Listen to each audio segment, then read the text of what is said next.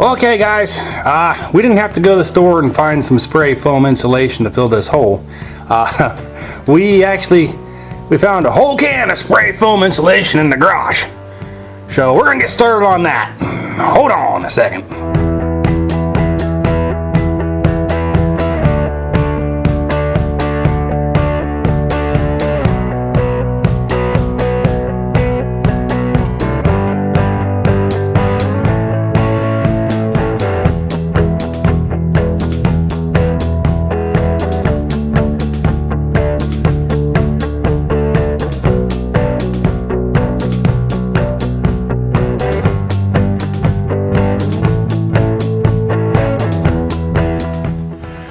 Well, there you go guys, almost a perfect fit. Whew. I tell you, that spray foam, that's really hard stuff to work with. I mean, you kept wanting to fall down through the hole and land on the floor, and oh my goodness. Yeah, that's a pretty good fit. I mean, it's not perfect, but I'm not a carpenter, and this is the piece for underneath, so I still got the hole on top to fill. So I'm gonna take more better measurements upstairs where you're gonna see it, because down here you're not gonna see it, so I really don't care. Okay, now what we got down there to do this with is we got I think we're 1x2s, and just using the instructions left over for my take my measurements here. But as you can see, I mean, this could have been a little bit wider down here. And it's okay though, it'll be fine. Slightly misshaped, but this will still fit on top nice and easy. So once we get these other pieces of wood in, we can make them a little bit wider than the bottom. Of course, I can push down on this and I got no movement at all, so I'm happy with that. Although this is still kind of sharp, so we don't want to do that. So anyway, we got about 2 inch here. 2 inch. By the time I put that in, 2 inch. So, draw ourselves a little diagram of a piece of wood. Vent. 2 inch. And then this is, I don't know how to do this.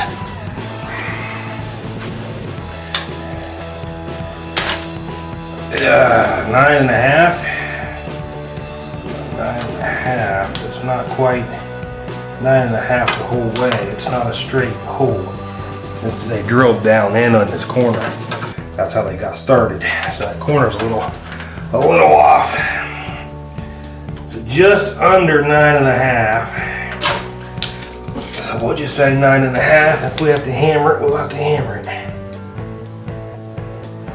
Okay. Now this, from the side that's almost nice, it's about 3 1/4. So 3 1/4. And then on the other side, where it could go in a bit, it's about 3 1/2. Just shy of 3 1/2. Oh, no, get away from the camera, honey. Okay, so 3 1/2 up there. All right, and then that should be about 10. I don't think it's 10. Looks like it's 10 1/4. 10 1/4. 10 1/4. Might be closer to 10 on this one.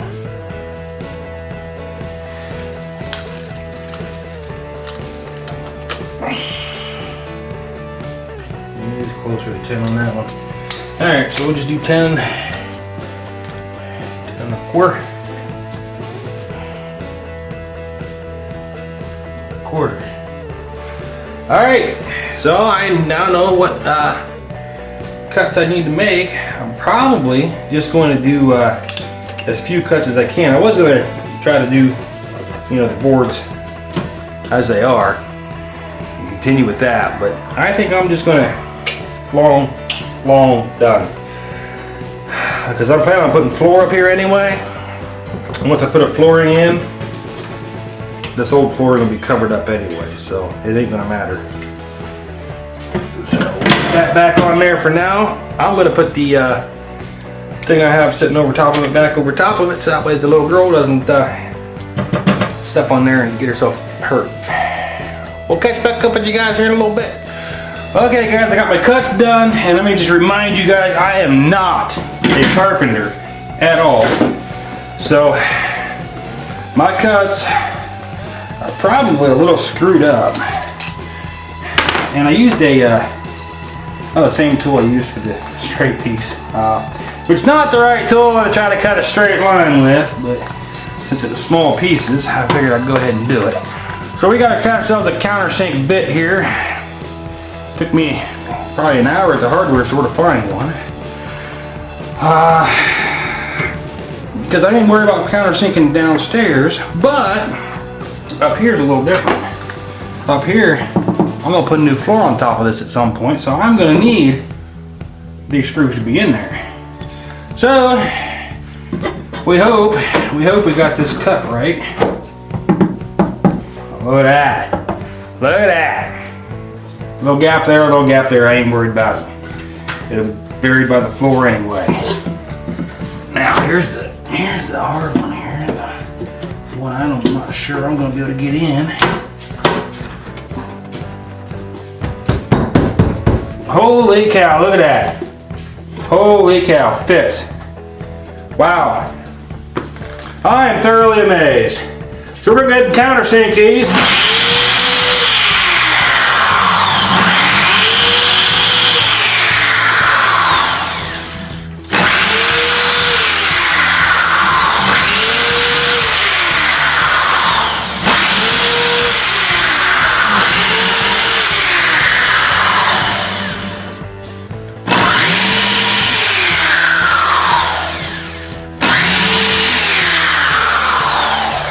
Some of that might be a little too deep. It's alright, that's why we invented wood putty or wood fill, so that we could fix our mistakes.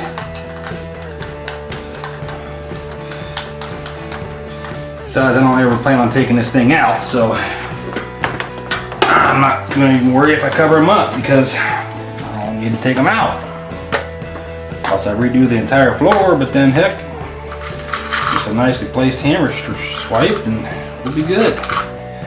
So we decided to do 4 for each one, because I think that's pretty well standard, and well, we don't want stuff moving around on us. No, I really don't think this stuff's gonna be moving around on us. It's daggone near perfect fit.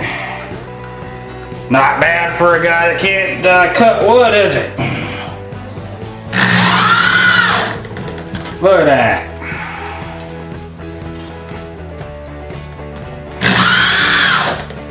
Look, split it a little bit, but it's not gonna matter. It's not gonna matter. After we get the basement done, of course, probably next winter is when we're gonna start doing other stuff inside. We'll want the basement done first. That way, we at least have a place to go. So, I'm gonna go ahead and put 4 more in the other board. I'm downright proud of myself for hitting those pieces daggone near perfect. I mean, it could be a little bit better, but once I tack this in here, because I haven't done the sheet screws in that side yet, because I didn't have any wood there to attach it to. So once I get that done, it won't be so bad. I don't think. Oh, that took it down quite a bit. I bet that's going to be visible downstairs. It's okay, because it's going to be inside my ceiling. So I'm not going to care.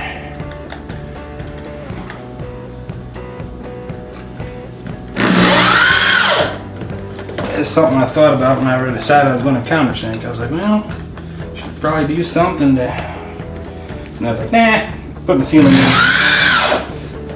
So it doesn't matter. Alrighty, go get myself those couple little screws there. Couple little sheet metal screws. Get that nice and tight up on there. And this vent's done. Wow. Ain't that pretty? Got a nice pretty new little piece of floor there. Covering that nasty old stuff up. And uh-oh. Fits like a glove. Should probably get a sander and sand that little spot up because I don't want someone getting cut on that. But as far as it goes, floor's in, guys. Now let's just wait until I put the actual floor in to cover this up. But I think I got some stain left. I could probably just go get some stain and stain it up quick. Put a little bit of wood putty in there to fill in the gaps and fill my screw holes. Guys, that's how you fill a hole from a vent that's too big. That's how you do it. Okay? Not that hard. I'm not a carpenter. I can do it. Bye.